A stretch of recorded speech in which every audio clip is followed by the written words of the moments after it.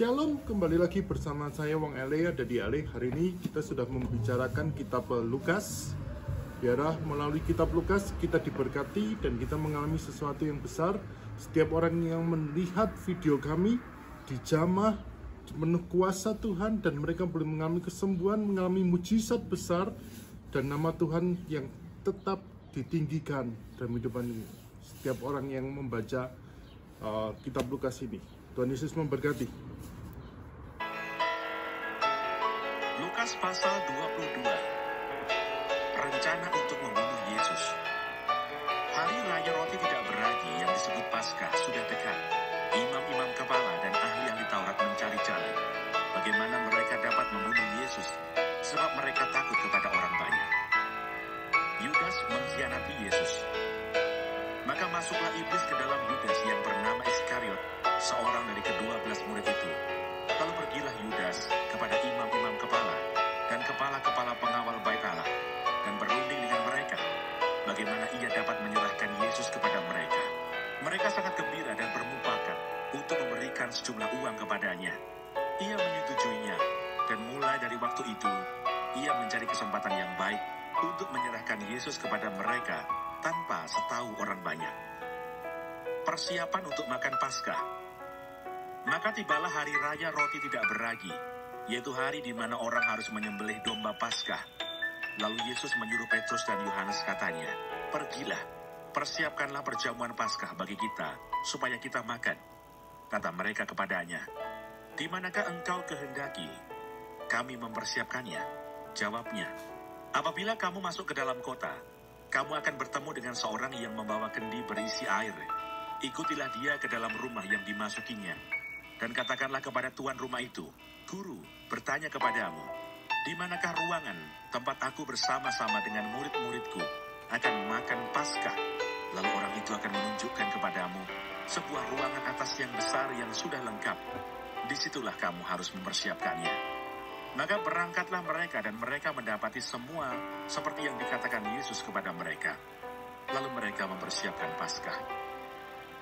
Penetapan perjamuan malam. Ketika tiba saatnya, Yesus duduk makan bersama-sama dengan rasul-rasulnya. Katanya kepada mereka, "Aku sangat rindu makan Paskah ini bersama-sama dengan kamu sebelum aku menderita. Sebab aku berkata kepadamu, aku tidak akan memakannya lagi sampai ia beroleh kegenapannya dalam kerajaan Allah." Kemudian ia mengambil sebuah cawan, mengucap syukur, lalu berkata, "Ambillah ini dan bagikanlah di antara kamu. Sebab aku berkata kepada kamu, mulai dari sekarang ini, aku tidak akan minum lagi hasil pokok anggur sampai kerajaan Allah telah datang." Lalu ia mengambil roti, mengucap syukur, memecah-mecahkannya, dan memberikannya kepada mereka, katanya, "Inilah tubuhku yang diserahkan bagi kamu. Perbuatlah ini menjadi peringatan akan aku." Demikian juga dibuatnya dengan cawan sesudah makan. Ia berkata, "Cawan ini adalah perjanjian baru oleh darahku, yang ditumpahkan bagi kamu. Tetapi lihat, tangan orang yang menyerahkan aku ada bersama dengan aku di meja ini. Sebab anak manusia memang akan pergi seperti yang telah ditetapkan. Akan tetapi celakalah orang yang olehnya ia diserahkan." Lalu mulailah mereka mempersoalkan siapa di antara mereka yang akan berbuat demikian. Percakapan waktu perjamuan malam. Terjadilah juga pertengkaran di antara murid-murid Yesus. Siapakah yang dapat dianggap terbesar di antara mereka? Yesus berkata kepada mereka, "Raja-raja bangsa-bangsa memerintah rakyat mereka, dan orang-orang yang menjalankan kuasa atas mereka disebut pelindung-pelindung. Tetapi kamu tidaklah demikian, melainkan yang terbesar di antara kamu hendaklah menjadi sebagai yang paling muda dan pemimpin sebagai pelayan. Sebab siapakah yang lebih besar, yang duduk makan atau yang melayani? Bukankah dia yang duduk makan?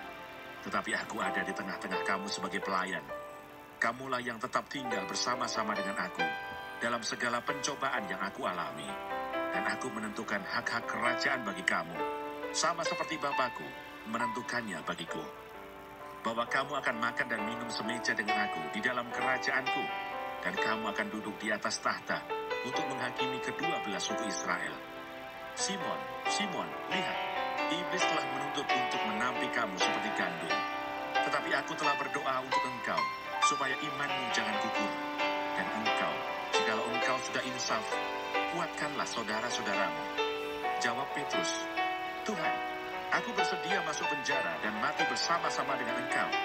Tetapi Yesus berkata, aku berkata kepadamu Petrus, hari ini ayam tidak akan berkokok sebelum engkau 3 kali menyangkal bahwa engkau mengenal aku.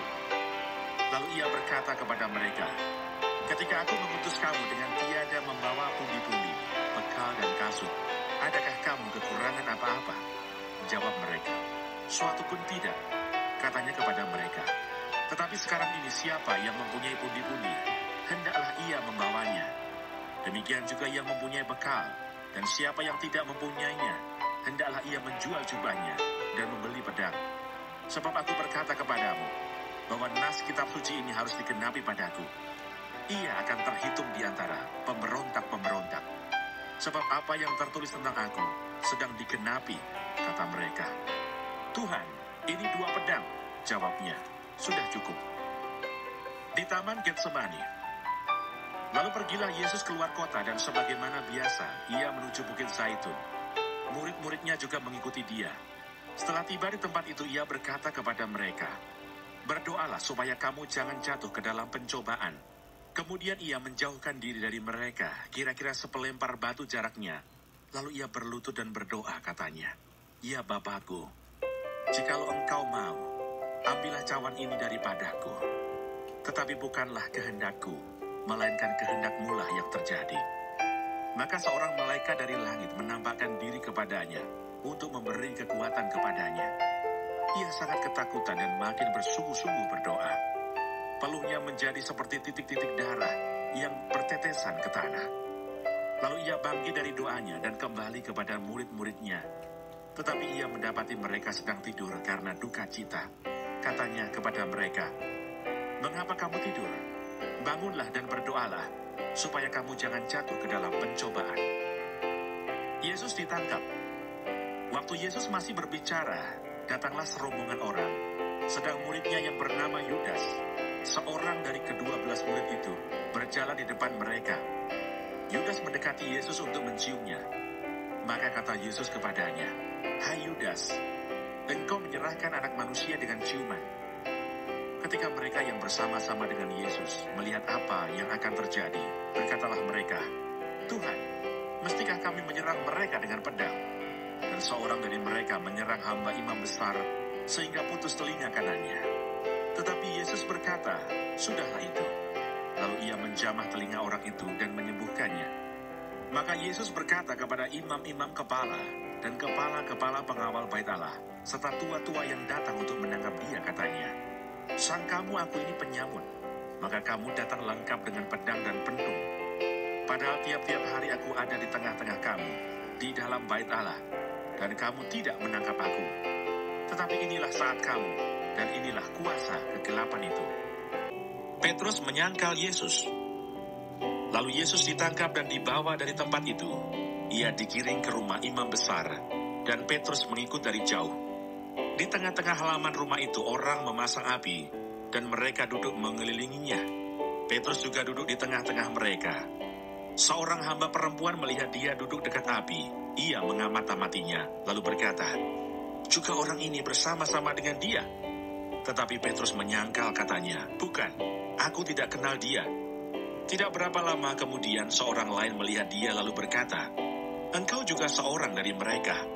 Tetapi Petrus berkata, bukan, aku tidak. Dan kira-kira sejam kemudian, seorang lain berkata dengan tegas, sungguh, orang ini juga bersama-sama dengan dia, sebab ia juga orang Galilea. Tetapi Petrus berkata, bukan, aku tidak tahu apa yang engkau katakan. Seketika itu juga, sementara ia berkata, berkokoklah ayam. Lalu berpalinglah Tuhan memandang Petrus. Maka teringatlah Petrus bahwa Tuhan telah berkata kepadanya, sebelum ayam berkokok pada hari ini, engkau telah 3 kali menyangkal aku. Lalu ia pergi keluar dan menangis dengan sedihnya. Yesus di hadapan mahkamah agama. Dan orang-orang yang menahan Yesus mengolok-olokkan dia dan memukulinya.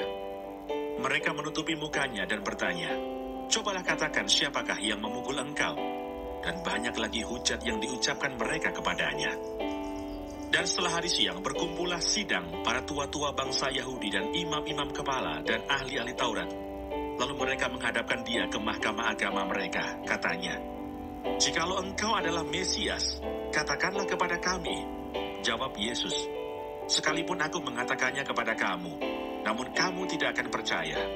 Dan sekalipun aku bertanya sesuatu kepada kamu, namun kamu tidak akan menjawab. Mulai sekarang Anak Manusia sudah duduk di sebelah kanan Allah yang Maha Kuasa." Kata mereka semua, "Kalau begitu engkau ini anak Allah."